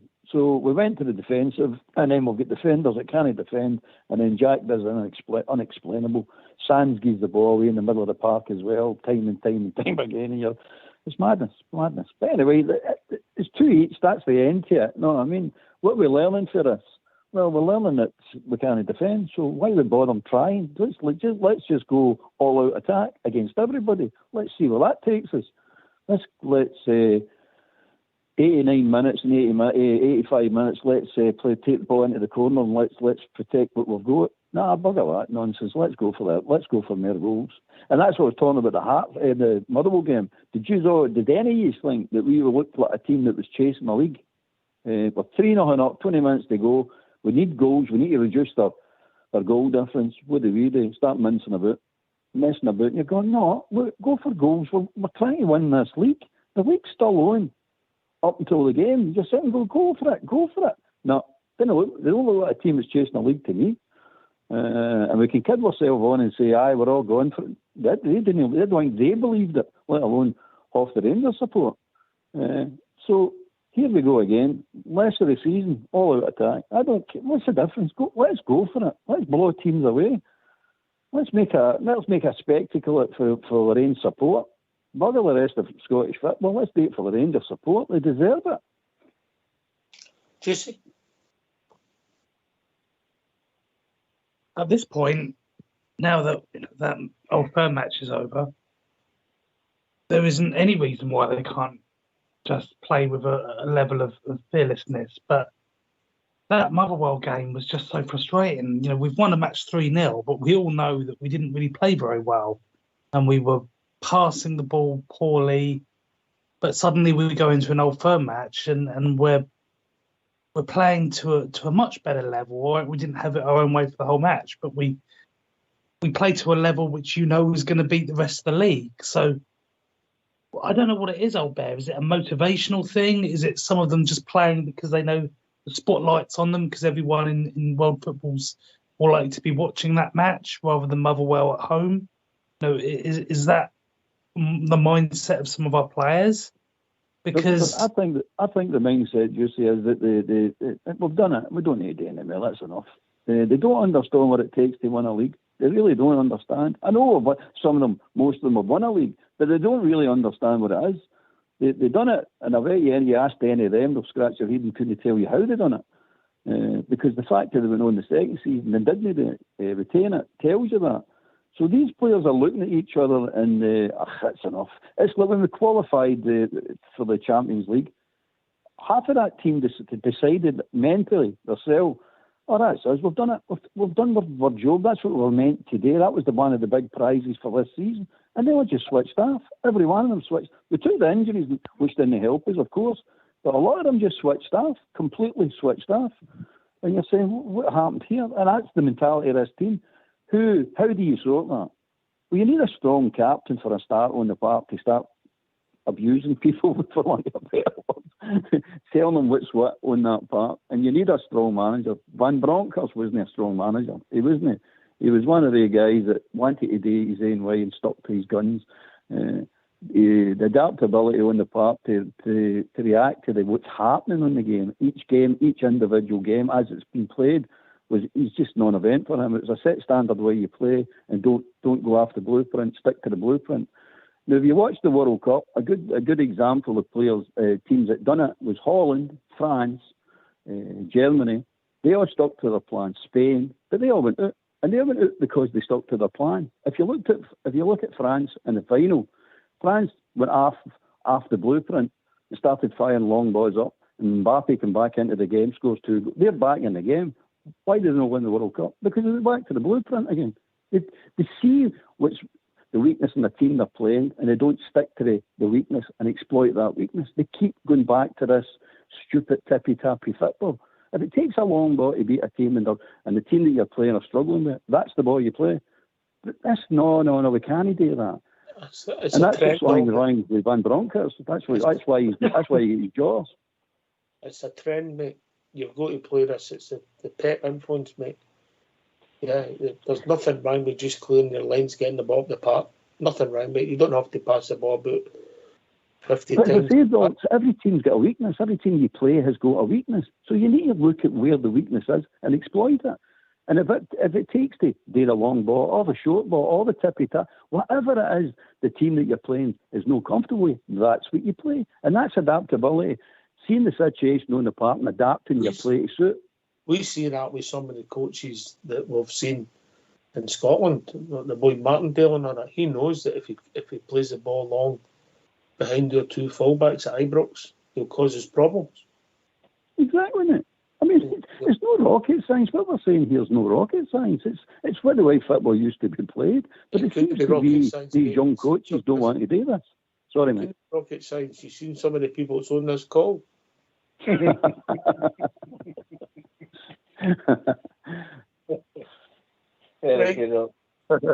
Is that if that's answered, are you happy with that reply for everybody, Davey?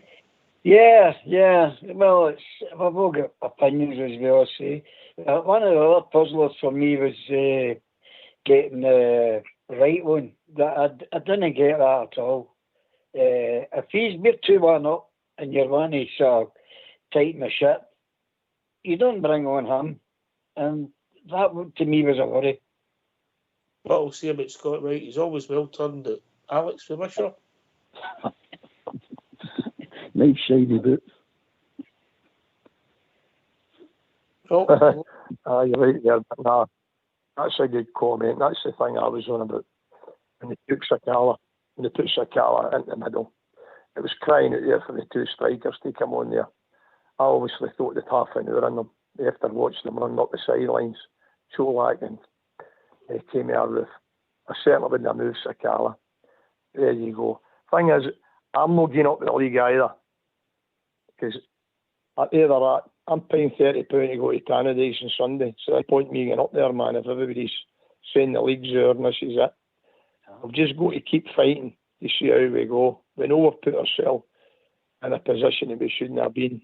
But the point is, as long as it can be won, you keep supporting the team, and that's me. Got your mojo back, Andy. I worry about him because of all that's been said on here. You can't trust him, and I think that's one of the big problems Bale's got till the end of the season. You know, you're getting a couple of sound bites coming out, the training's fantastic, you know, we really think we're going places. Ben Davis is saying that. But when they take a mind to it, they'll not play. They're proven that. And that's the worry.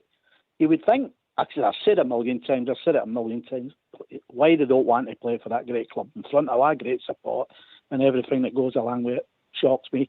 But, you know, looking at them over the years, the top and the bottom is where we like or not. They're not good enough. They're not mentally strong enough to play for us. Right. So we just need to, he needs to get a tune out of them. Hopefully he does. I mean, Kent, right, you're going on about Kent. Good goal, brilliant. But he only turns up in the Celtic game. The last 2 years he's done practically nothing.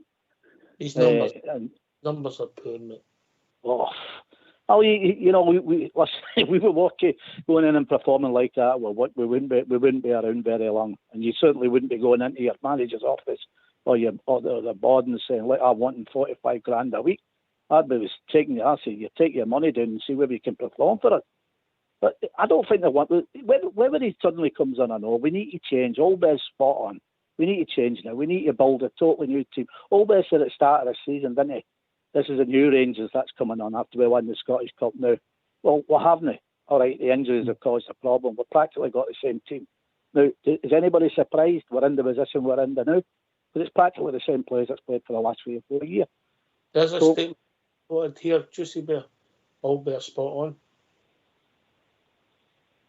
Yeah, it's the there's just no freshness, is it? There's no freshness about the team.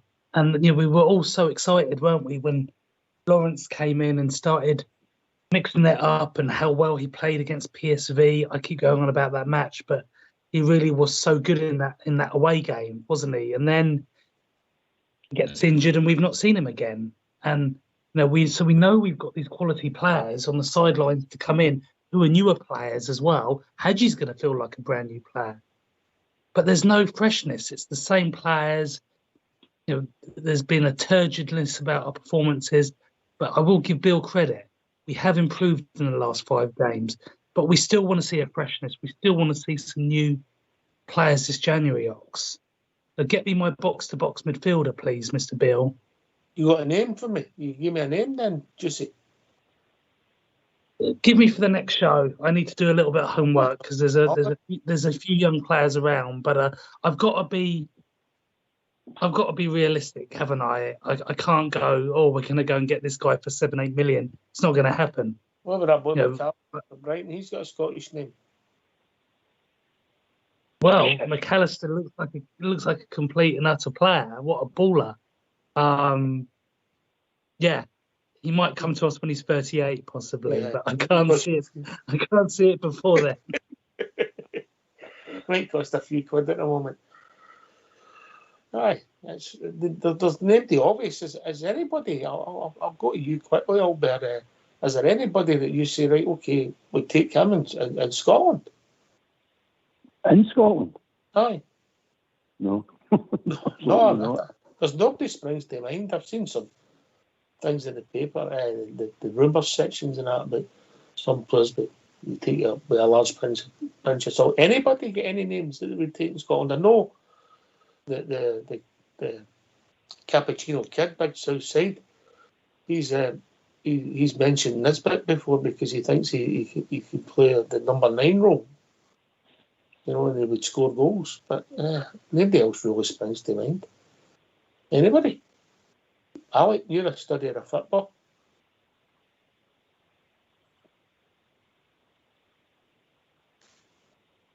No, definitely not in Scotland. I don't see anybody that would do better than what we've got now, to be quite truthful. That's how difficult it is. If we had the money, I know what do you call it? People should be different opinions about me and that, but I honestly think the boy would have been a revolution if we'd have signed him. I wasn't too sure if he could have made the step up, but I'm definitely sure now it would have been Lewis Ferguson. Definitely that middle of the park. He'd have been the ideal. If that boy had played with us on Monday, we'd have won that game. Box to box. That's what we need. Somebody can score a goal, attack, good in the air. The boy covers a lot. And he's enhanced his song now good at Italy. But to pay for him, wouldn't have the money now. Alex, you're playing well over there. That's just personal, what I think. Is young Ferguson playing well over there? Yeah. Yeah. I know Which I man? asked a couple of times last season and the season Yeah, he's before. playing all right. Yeah. I wouldn't have. I would All right, never so- have dreamt of going for him. The Never part- dreamt it. On you go, Juicy. He scored 3 in 9 for Bridgeman, Bologna. he's definitely improved a lot for he was at Aberdeen. Yeah, there we go. Okay. You might have missed the boat, you never know. Yeah, but his overall game, he's playing well. Oh, it's a point you made about who would you pick in Scotland, right? Mhm. The reason why everybody's more or less quiet there is the standard of their football is total mince. And that is why there's nobody jumps out and look at you and go, oh, get him or take him. It's not there. You can't pick what's not there. All right.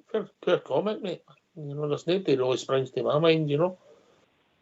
But I mean, the people have mentioned them in the past, which they took the two Hearts centre backs. There's a boy Halkett, looks as if he's going to be out for a long time, unfortunately.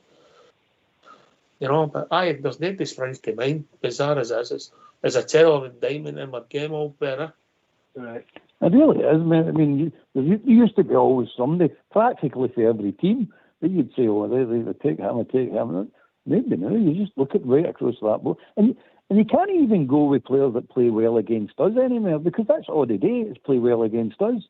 I keep saying this, don't pick players that play well against us, pick players that play well against them.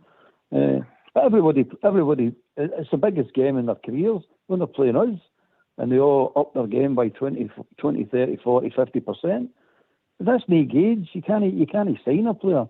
I keep saying with players, especially Scottish players, but any player, but they sign with Rangers. All a player does when he signs for Rangers, by the way, and a lot of these players think that's the end game. It's no. All they've actually done is go to the Rangers historian to pick up his pen. You do something on the pitch and give him something to write about. That's what they should be thinking, these boys. Signing for Rangers is not the end game. You need to go and prove yourself now. Go on the park, and you do that by performances on the park. Then your historians get something to write about you.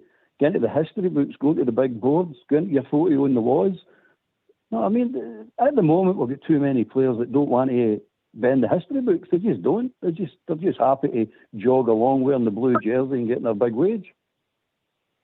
Maybe that's the trouble. Maybe the wages in football are too big now. Some of the glory doesn't matter. Probably, mate. Probably. Yeah. Anyway, sorry. I'm away again, one of my rants. No, your speech isn't as bad as Andy's tonight. His was the Gettysburg Address. It was quite good. Andy, any comment? Oh, dearie me. Kind of lost for words there. Like, he's right. I've said that as well. This mob, I'll just take it on from what Albert said. He's right. When we used to have functions and all that, you'd have all the old players coming and all that, right? And you'd want to be there and pay the ticket. I don't be buying no ticket for any of these players wanting to see in a function if I'm still around in a few years' time. You know what I mean? They've not given nothing to the trophy room other than 2 trophies. And that's why if they win the treble, we'll only be 1 trophy in front of them next season. That's unthinkable to me. Just to ask we need to get players that's going to actually play for and get stuck in and, appreciate playing for the Rangers. Out of curiosity, how many medals did Colin Stein win this? You see, you're doing it. It doesn't matter. Colin's team is a far better. Like, you can't level Colin Stein at any of these players that we've got now. So you split in there. Well, let's see. He won the league championship, didn't he? League Cup. Mm-hmm. Cup Winners' Cup, mate. Cup Winners' Cup. Winners' Cup. Final. Yeah. I'm just That's why he's on the board, mate. That's why he's on the board. Cup Winners' Cup, scored in the final. Mm-hmm. Aye. How many medals did they win this? About 4 or 5 with it. Really? No? Wait, I Google it. He's got you all going with that one, I'll tell you. Well done, Oxford. Davey, make sure they don't play in red shirts, by the way. Marvellous. Oh, Well, I'll tell you what, he's get more than these. He's get more than what these players have got, probably, apart from the Shagger and Davis. He's get more than 2. think about it. Come on now. He's get more than 2. Come on then. Many competitions did we win when Colin was there? Oh, we were poor then, I'll give you that. But that was a consistency thing, wasn't it? At least an option. 75. Cup Winners' Cup. Aye, Cup Winners' Cup. He won a League Cup as well, didn't he? When? Ali McDonald scored 1-0. He was in that game. I was there. 75. Cup Winners' Cup. In the treble, the League Cup, sorry. Derek Farley. No, he come on. I'm sure he come on as sub. Ali McDonald scored the winner. One of the trebles. He played in that game. Diamond Head on 76. I don't think he played. That's 76. That's right. Yeah, but he played in that game. I don't know if he come on as sub, but he definitely played in that. So there's a trophy. Cup Winners' Cup. That's 2. Are you sure about that? League Championship. He won the League Championship. Aye, he did. Aye. He scored a goal at Easter Road. Bob He's a caught that. He's a talking out your back. He scored a goal to 10 in a row. Actually, didn't get a medal for it. He didn't get a medal for that championship. He didn't get a medal. That's right. He didn't play enough games. So that's right. But I think Rangers got him one, didn't they? How many medals did they win when they was with us? Well, just tell us then.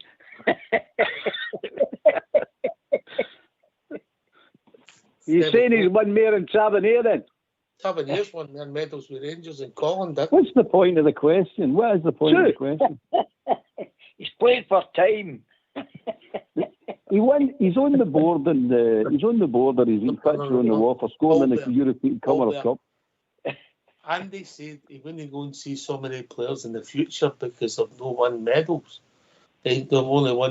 You're splitting. Come on, you're splitting hairs there, right? How many Hey, listen. medals did Colin Steen win? Never mind that. Yeah. You're splitting hairs there. Listen, I'd sooner go and see their players than any of them bampots that's playing for us. I knew that's for sure. Yeah. That's an age thing. That's an age thing because you're nearly 90. Anyway, we've reached that time in the evening. Last word for the gentleman that's on the panel. Alex, the wisher. No way. Oh, Alex. Another great show up here. Bridgeman, Jaffa, and all the guys. Hello? Cheers, mate. Old Davey. Always a pleasure, guys. You put a smile on anybody's face. No surrender. Well said. Man, Mucker, all bear. Thanks for having me on, guys. I enjoyed that. Good laugh again. Good laugh. Good conversation. Andy. I thought I was doing well till the last 2 minutes before I got my ass tanned again. There you go. Thanks for having us. I actually got that off of Willie Johnson, mate, because he gives him stick for the same thing. Well, you live and learn, don't you? Juicy Bear. Thanks for having us on tonight, Ox. It's been great debate, and let's go and pump those tangerines silly at the weekend. Yeah, mate. Well done. Enjoyed your company, Juicy. Bridgeman. Oh, what can I say? Fantastic night, great show. Thanks very much, Oxter, and a big thank you to the techie guys as well. And Juicy, thank you for carrying me here, pal. I really like it. And to Andy for Leeds, he's just like the Rangers team there, just like the last game they had. He started off really well and fell away at the end. That's what happened, pal. You lost it at the end. So everybody, all over the world, all the Rangers fans, keep it going for the Rangers. Don't be United. Kill them. You've been talking to Mrs. Andy for Leeds. She said the same thing about him. Right. Can I thank Bobby who phoned in earlier on? Of course, the one and only old Davy, the Malteser kid, Alex Fawishaw, Andy Feelings, your mate, and of course the one and only Albert. Thanks to Juicy and Bridgeman for taking part in the show, Fox and Old School Blue for being behind the scenes. Thanks for listening. Rangers Radio will be back tomorrow night between 8 and 10, talking about all things Rangers. Take it away, Foxy, bye.